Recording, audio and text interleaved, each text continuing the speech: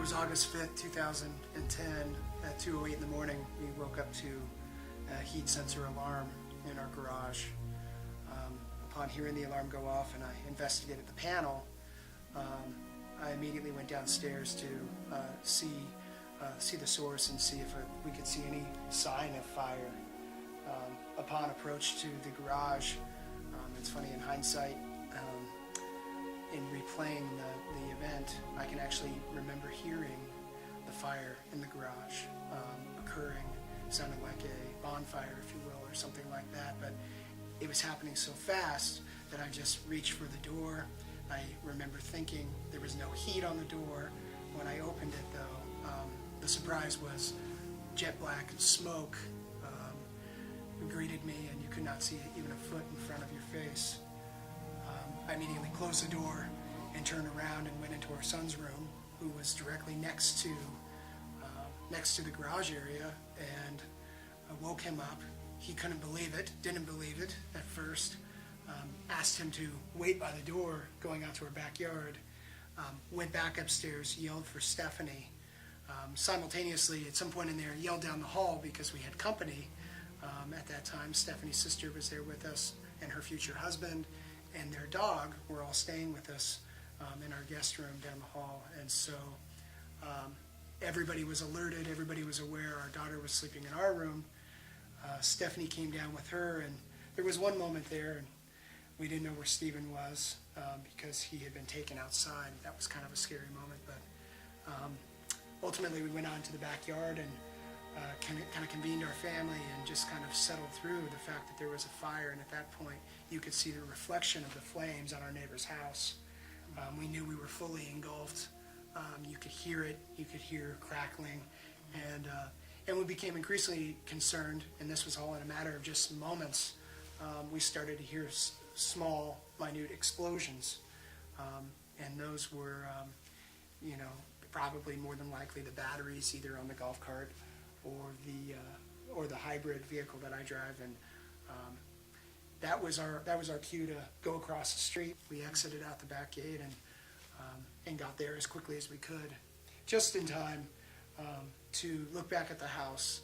And Stephanie's car then exploded, the gas tank, and blew out the side of the house, and that was really the first point of realization of there goes our home.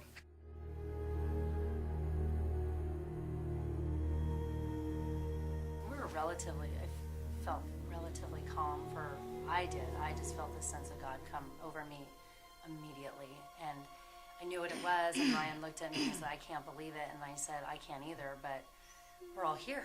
Our family is here, and it's burning, yeah, but it's just a sense of relief. I know it's probably hard to imagine.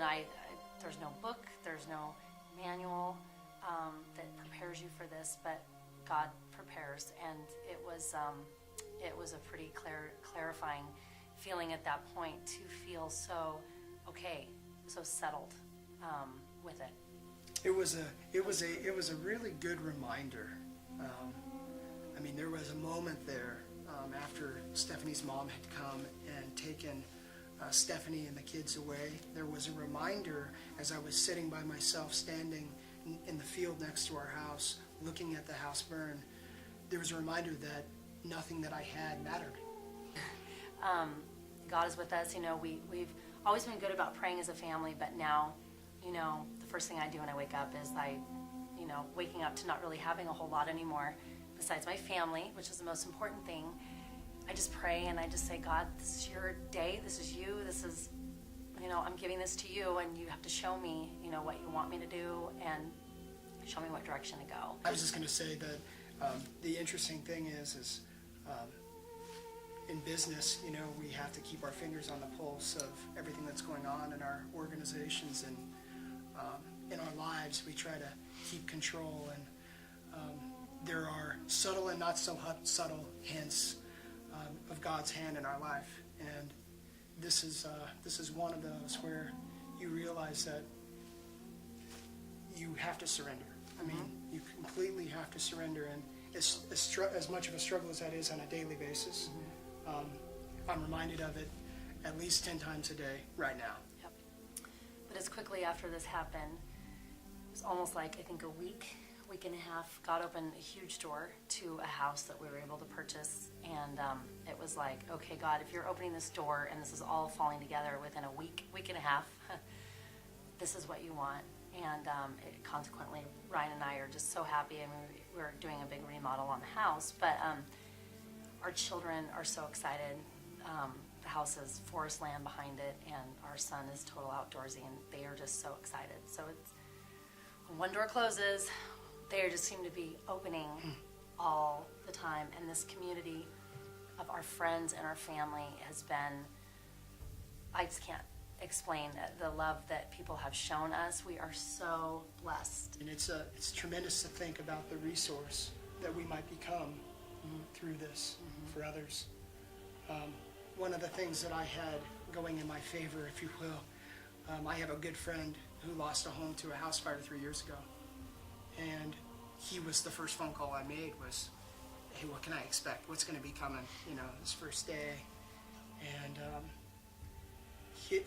what he did for me, if I can ever provide that for somebody else, I will do it.